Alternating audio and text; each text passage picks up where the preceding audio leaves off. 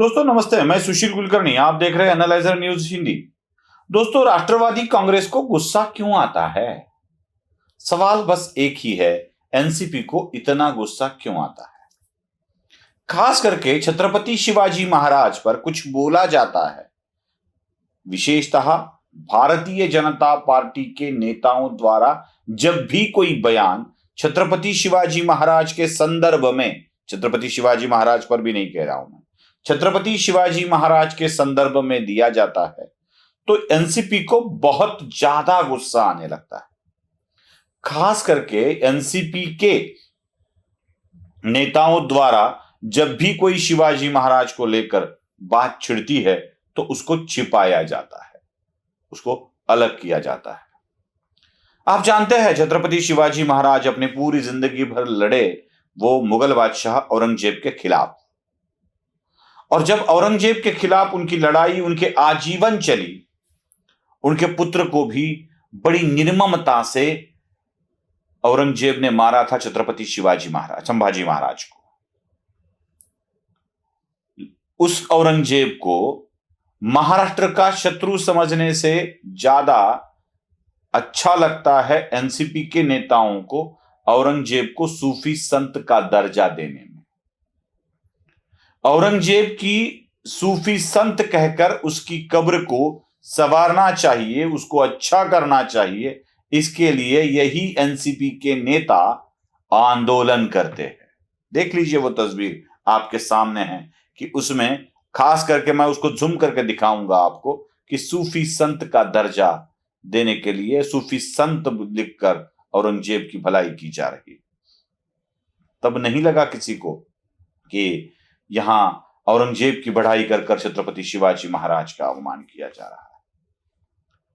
दोस्तों, विधानसभा के सत्र के वक्त एनसीपी का एक विधायक जब विधानसभा में प्रवेश करता है तो उस वक्त उसी विधायक को छत्रपति शिवाजी महाराज का वेश किया हुआ व्यक्ति मुजरा करता है, उसको प्रणाम करता है, तो उस वक्त छत्रपति शिवाजी महाराज का अवमान कभी नहीं होता है।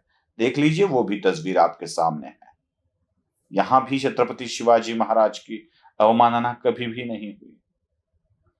बस यहीं तक की बात नहीं है दोस्तों, शरद पवार जी ने खुद कहा था कि छत्रपति शिवाजी महाराज को जानता राजा कहने की जरूरत नहीं है। वो बात जो न्यूज भी देख लीजिए, यहीं के एक महाराष्ट्र के मराठी मीडिया में छपी हुई ये न्यूज है। कोई जरूरत नहीं है कहने की, तब भी छत्रपति शिवाजी महाराज की अवमानना नहीं होती है। न जाने ऐसे कितने प्रसंग हैं। मैं तो आपको शरद पवार का एक भाषण भी सुनाता हूं जिसमें शरद पवार छत्रपति शिवाजी महाराज का उल्लेख केवल शिवाजी ऐसा करते हैं, केवल शिवाजी। वो भी कुछ वाक्य आप सुन लीजिए। वो तो भाषण पुरंदरे, बाबा साहब पुरंदरे जो है शिवशाहीर, उनके सम्मान में आयोजित समारोह में शरद पवार ने किया था। सुन लीजिए वो। I don't want to describe anything about Baba Sahib Shahir, Shiv Shahir Baba Sahib Purandare. Everybody knows in this whole life he has spent only one subject, just to try to enlighten younger generation about the Maratha history, particularly contribution of the Shivaji. He has delivered many lectures, and through his lectures, number of people realize what is the importance of Maharashtra's force, and particularly Shivaji's force.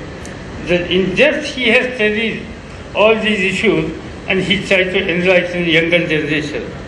इतनी बार इतना कुछ होता है, लेकिन इसके विषय में कभी आंदोलन नहीं छेड़ा जाता, कभी आंदोलन नहीं छेड़ा जाता। यहां तक कि एक नारा भी कोई नहीं लगाता, किसी के घर के सामने आंदोलन भी नहीं होते हैं।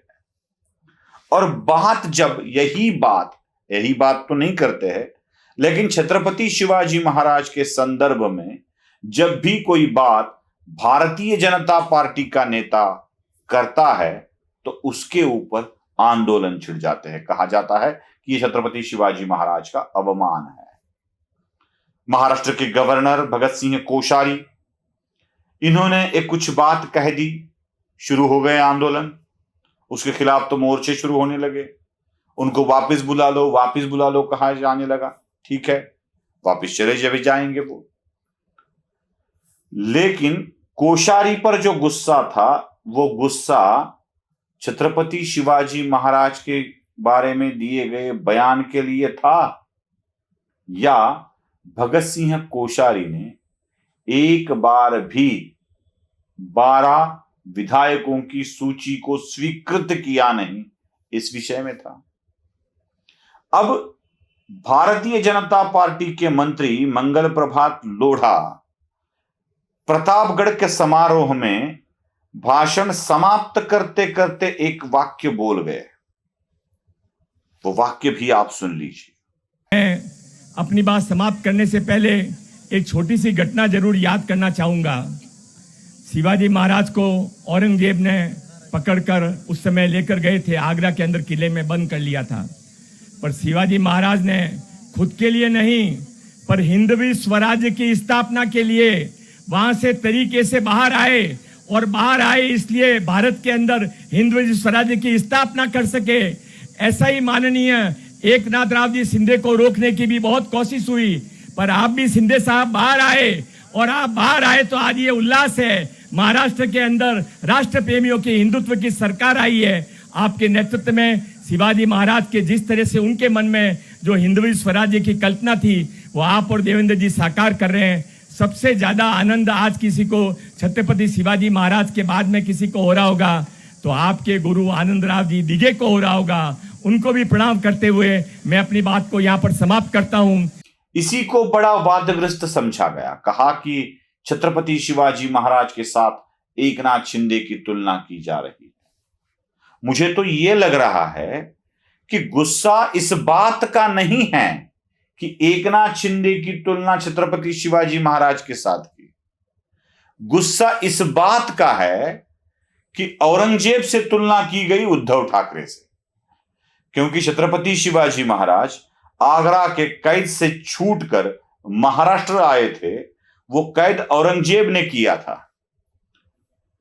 बस लोढ़ा यही कहना चाहते थे कि जिस तरह हिंदुत्व के लिए, स्वराज्य के लिए छत्रपति शिवाजी महाराज कैद से निकल कर आए, वैसे ही हिंदुत्व के लिए, महाराष्ट्र के जनता के लिए शिवसेना की कैद से एकनाथ शिंदे छूट गए।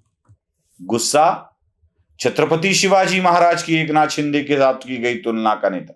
तुलना तो इस तुलना के बारे में बताऊंगा। गुस्सा इस बात का है कि औरंगजेब से तुलना की गई। क्योंकि दोस्तों, जब किसी का तुलना होती है ना, जब किसी को किसी के बराबर कम छोटा नापा जाता है ना, तो ठीक पैरामीटर लगाया जाता है अपने से ऊंचे वाले का। मतलब अगर आप माउंट एवरेस्ट शिखर को लेकर देखते हैं कि महाराष्ट्र से कितना है, तो एवरेस्ट से छोटा है कळसुबाई, कळसुबाई से छोटे हैं अन्य शिखर, क्योंकि वो सबसे बड़े हैं। प्रशांत महासागर सबसे बड़ा है। प्रशांत महासागर जैसा विशाल हृदय था उसका, सागर जैसा विशाल हृदय था उसका। सागर में जैसे लहरें आती है, वैसे ही इसके मन में लहरें आने लगी, हृदय में लहरें आने लगी। ये सागर का अवमान नहीं होता है, ये सागर के साथ तुलना होती है। वैसे ही है, ठीक वैसे ही है। बड़ी प्यारी मुरली बजाता है, घनश्याम जैसी, प्यारे मोहन जैसी। ये मुरली के साथ तुलना कर कर श्याम की मुरली का अवमानना नहीं होती है। इस मुरली को उतना मीठा कहने का प्रयत्न होता है। गंगा जैसा पवित्र कहा जाता है, गंगा जैसा पवित्र।